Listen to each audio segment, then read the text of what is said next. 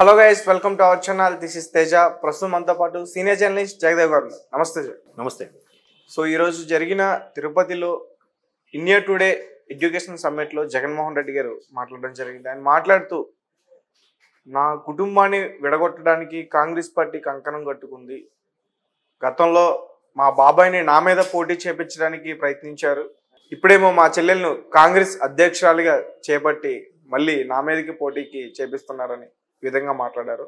So దాని గురించి అంటే రాజకీయం అన్నాక ఏదైనా ఒకటే, తమ్ముడు పేకాటే.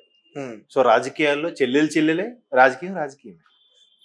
సో ఈయనేంటి, ఆల్రెడీ సోషల్ మీడియాలో వైఎస్ఆర్సీపీ అభిమానులు కూడా జగన్మోహన్ రెడ్డి నిన్ను ఒక చెల్లిలా చూడలేదు, పెద్ద కూతురులా చూసుకున్నాడు, జగన్మోహన్ రెడ్డి నీకోసం ఎంత చేశాడు, నీకు అవేవి గుర్తులేవా షర్మిలమ్మ, నిన్నే మొన్న చెప్పుకున్నాం మురుసుపల్లి షర్మిలమ్మ అన్నట్టుగా ఆమె ఇంటి పేరుతో, అంటే ఆమె అత్తవారి ఇంటి పేరుతో ఆమెను అప్పుడే సంబోధించడం స్టార్ట్ చేశారు.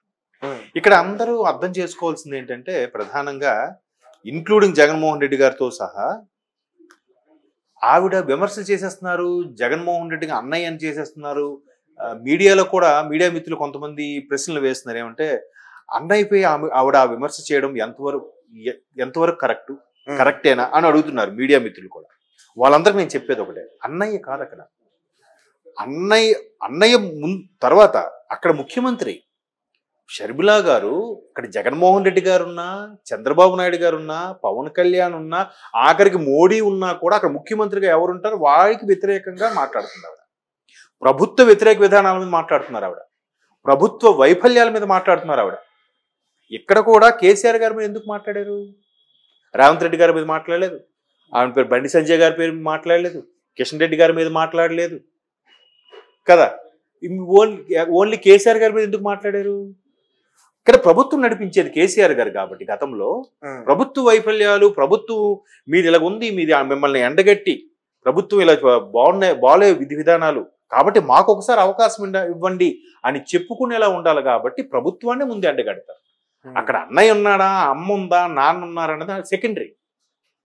సో ఆవిడ ఆ ఉద్దేశంలో విమర్శిస్తుంటే, ఇంక్లూడింగ్ జగన్మోహన్ రెడ్డి గారు కూడా ఏమంటున్నారు, నన్ను నా కుటుంబాన్ని చిచ్చు పెట్టాలా అని అంటున్నారు కదా. మరి గవర్నమెంట్ వచ్చిన తర్వాత ఆమె ఇదే షర్మిలా గారు కాంగ్రెస్ ను దుయ్యబట్టారు.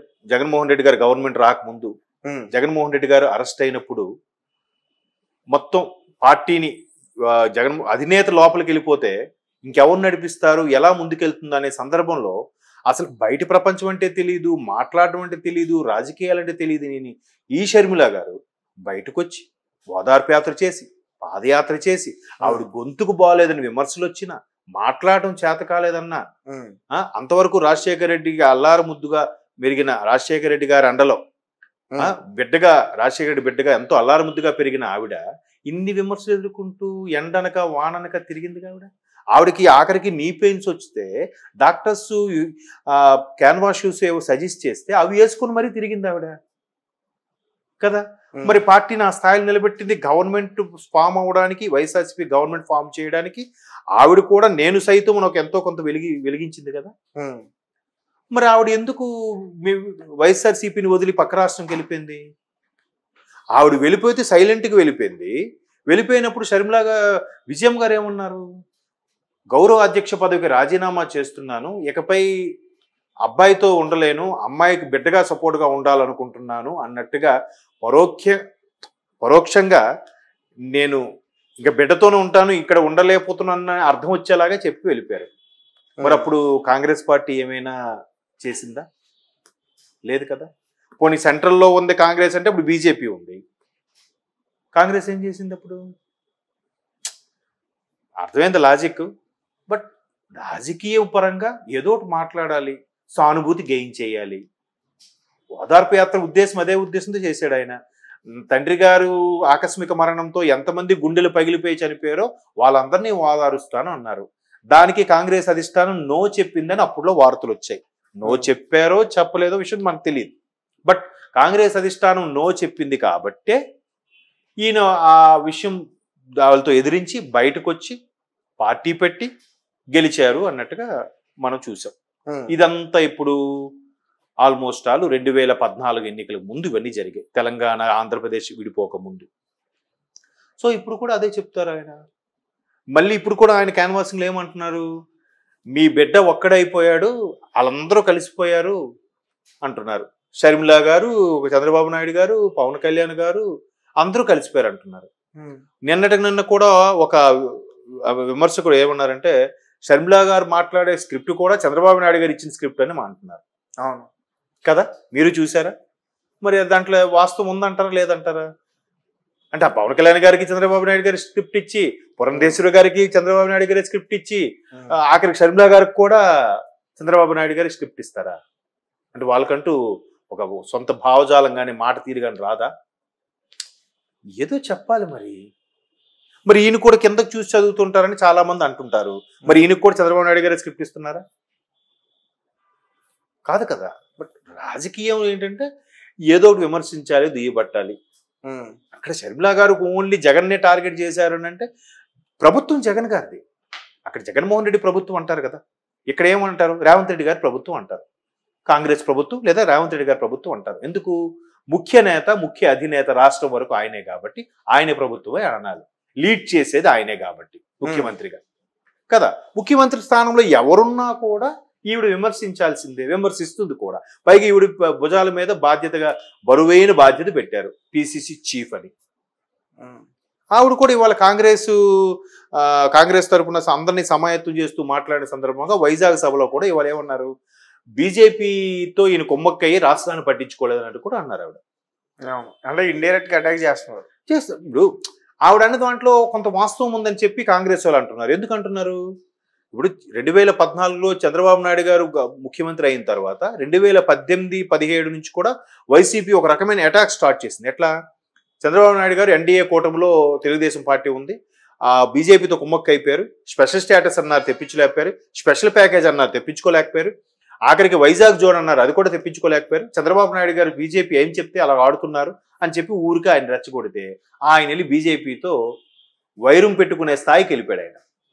మరి లోపల ఏం పొరపచ్చాలో తెలియదు కానీ బీజేపీతో కొంత ఎడబాటు అయితే వచ్చింది టీడీపీకి. ఎందుకు? రాష్ట్రం కోసమే. పని మీరు ఇన్ని అన్నారు కదా, వీళ్ళు కూడా ఎలక్షన్ క్యాన్వాసింగ్కి వెళ్ళినప్పుడు ఇన్ని హామీలు ఇచ్చారు కదా, మద్యపాన నిషేధం అన్నారు, స్పెషల్ ప్యాకేజ్ అన్నారు, స్పెషల్ స్టేటస్ అన్నారు, అభివృద్ధి చేస్తామన్నారు, సంవత్సరం జాబ్ మేళా వేస్తామన్నారు. ఏది? 3 రాజధాని 3 రాజధానులు అన్నారు. రాజధాని లేకుండానే నడిపించారయ్యా గ్రేట్ గా. నిజంగా చరిత్రలో ఎక్కడా ఉండదు అసలు రాజధాని లేకుండా రాష్ట్రం 5 ఏళ్ళు పరిపాలించడం అద్భుతం. నిజంగా ఆ క్రెడిట్ గోస్ టు ఆయనకే. మరి వీళ్ళెందుకు బీజేపీతో మరి అవన్నీ తెప్పించుకోలేకపోయారు? అంటే కుమ్మక్క అయినట్టేనా? మరి అదే అన్నారు ఈవిడ, ప్రభుత్వం ఎవరుంటే వాళ్ళు విమర్శిస్తారు. అప్పుడు రాష్ట్రం నుంచి వెళ్ళిపోమని షర్మిల గారు చెప్పింది వీళ్ళేనా? షర్మిల గారు కాంగ్రెస్ సపోర్ట్ ఇచ్చినప్పుడు కూడా సజ్జల రామకృష్ణారెడ్డి గారు ఏమన్నారు, ఏ అన్నయ్యనైతే కాంగ్రెస్ ఎంత ఇబ్బంది పట్టిందో అదే కాంగ్రెస్ పార్టీతో ఇవిడ కలుస్తున్నారు, అది ఆవిడకే అర్థం అవ్వాలన్నట్టుగా సజ్జల రామకృష్ణారెడ్డి గారు స్టేట్మెంట్ ఇచ్చారు. అప్పుడు వెంటనే షర్మిల గారు ఏమన్నారు, మాతో సంబంధం లేదు అని చెప్పి మమ్మల్ని పట్టించుకోవడం మానేసి మాకు పక్క రాష్ట్రంకి పంపించేసిన వీళ్ళు ఇప్పుడు మళ్ళీ మా గురించి ఎలా మాట్లాడతారు? అంటే మాట్లాడుతున్నారంటే మళ్ళీ మాతో సంబంధం కలుపుకోవాలని చూస్తున్నారా అన్నట్టుగా ఆవిడ అడిగారు ప్రెస్ మీట్. కావాలంటే మీరు యూట్యూబ్లో కూడా వీడియో ఉంది, చూడొచ్చు మీరు కదా. మరి అక్కడ మళ్ళీ ఇప్పుడు అప్పుడే లేనిది ఇప్పుడు మళ్ళీ కాంగ్రెస్ ఎందుకు విడగొడుతుంది? విడిపోయిన తర్వాత కాంగ్రెస్ లో ఆవిడ చేరింది, విడిపోయిన ఎన్నో ఏళ్ళ తర్వాత, ఒక 3-4 ఏళ్ళ తర్వాత కాంగ్రెస్ లో చేరింది ఆవిడ. వెంటనే అక్కడ నుంచి విడిపోయి వచ్చి కాంగ్రెస్ లో చేరిపోలేదుగా, అదే ఆంధ్రప్రదేశ్ లో ఉండలేదుగా, తెలంగాణ వచ్చేసింది ఆవిడ. ఇప్పుడు మళ్ళీ కాంగ్రెస్ బలవంతంగా రుద్ది రాజశేఖర రెడ్డి బిడ్డగా మీరైతేనే మళ్ళీ కాంగ్రెస్ ఒక మోస్తరుగా ఆంధ్రప్రదేశ్ లో నిలబడుతుంది, ఓటింగ్ పర్సంటేజ్ పెరుగుతుంది అని ఆవిడకి బాధ్యత ఇచ్చి నిలబెట్టారు. దీని పరంగా కొంతమంది విశ్లేషకులు చెప్పే అభిప్రాయం ఏంటంటే, ఆవిడ ఇట్లా సొంత అన్నయ్యనే విమర్శించాల్సి వస్తుంది, ధీటుగా ఎదుర్కోవాల్సి వస్తుంది కాబట్టి ఆవిడ ముందు వద్దని కూడా అన్నారట షర్మిల గారు. నాకు ఏఐసీసీలో ఏదో కీలక పదవి ఇవ్వండి, ఆల్ ఇండియా కాంగ్రెస్ కమిటీలో ఏదో మెంబర్షిప్ కీలక పదవి ఏదో ఇవ్వండి, నాకు ఇది వద్దు అని కూడా అన్నా, మీరు అక్కడే ఉండాలి. ఎందుకంటే కాంగ్రెస్ ప్రభుత్వం రాజశేఖర రెడ్డి గారిని 2 సార్లు ముఖ్యమంత్రి ప్రకటించింది, చేసింది. 2004, 2009. అఫ్ కోర్స్ దురదృష్టవశాత్తు 2009లో చనిపోయారు రాజశేఖర రెడ్డి గారు కదా. బట్ రెండోసారి రాజశేఖర రెడ్డి గారు ముఖ్యమంత్రి అయినప్పుడు కూడా అప్పట్లో చెప్పిన కథనాల ప్రకారం సుమారుగా 77 మందికి రాజశేఖర రెడ్డి గారు ఎవరికైతే పేర్లు ఇచ్చారో వాళ్ళకే బీఫామ్లు ఇచ్చింది కాంగ్రెస్ ప్రభుత్వం. ఆ 77 మందిని కూడా కాంగ్రెస్ రాజశేఖర రెడ్డి గారు గెలిపించుకున్నారు. అందుకే రాజశేఖర రెడ్డి గారు అంటే కాంగ్రెస్ లో అంత నేమ్ ఉండేది, అంత ఫేమ్ ఉండేది, అంత ఇమేజ్ ఉండేది. సో ఆ ఇమేజ్ ని మీరు ఇప్పుడు వాడుకోండి అమ్మా, క్యాష్ చేసుకోండి, మీరు మళ్ళీ కాంగ్రెస్ ని బతికించండి అని చెప్పి అధిష్టానం ఈవిడికి నియమించింది. ఓకే కదా, వెంటనే ఆయన గవర్నమెంట్ ఫామ్ అయిన వెంటనే ఈవిడ బయటకు వచ్చేలేదు కదా, కదా వచ్చిపోయి వెంటనే కాంగ్రెస్ లో చేరిపోలేదు కదా. ఈవిడికంటూ మళ్ళీ వైఎస్ఆర్ తెలంగాణ పార్టీ అని పెట్టుకుంది కదా. ఇక్కడ కూడా కేసీఆర్ గారి మీద వ్యతిరేకంగా పోరాడింది కదా. మరి అవన్నీ ఎందుకు మాట్లాడరు? ఎందుకు ఊరికి ప్రభుత్వం చిచ్చు పెట్టింది అనుకుంటారు? పోని వివేకానంద రెడ్డి గారి మీద పోటీ చేసామని అని అంటున్నారు. మరి వివేకానంద రెడ్డి గారు అది హత్యనా, మామూలు న్యాచురల్ డెత్తా? హత్య అని సిబిఐలు కూడా చాలా వరకు ఎంక్వైరీలు తెలుసు అందరూ అంటున్నారు, దుమ్మెత్తి పోస్తున్నారు. దాని మీద ఎందుకు ఎవరేం మాట్లాడరు? వాళ్ళ కార్ డ్రైవర్లు కానీ వాళ్ళ అనుచరులు కానీ కూడా కొంతమంది లొంగిపోయి మరీ చెప్తున్నారు, మాకు ప్రమేయం లేదు, మాకు ఒకరు చెప్పితే ఇలా చేశాము అన్నట్టుగా. దానికి వైఎస్ఆర్సీపీలో ఏమన్నారు, బాత్రూంలో జారి పడిపోయారు అన్నారు. అలా ఎందుకు చెప్పాలి? ఎవరు విడగొడుతున్నట్టు? అది కాంగ్రెస్ విడగొడుతుందా? క్లారిటీ జనాలకు ఉంటుంది కదా. సో ఆయన మాట్లాడడం కూడా తప్పు లేదు. ఆయనకి ఏంటంటే సానుభూతి గెయిన్ చేయాలి, రాజకీయం అది.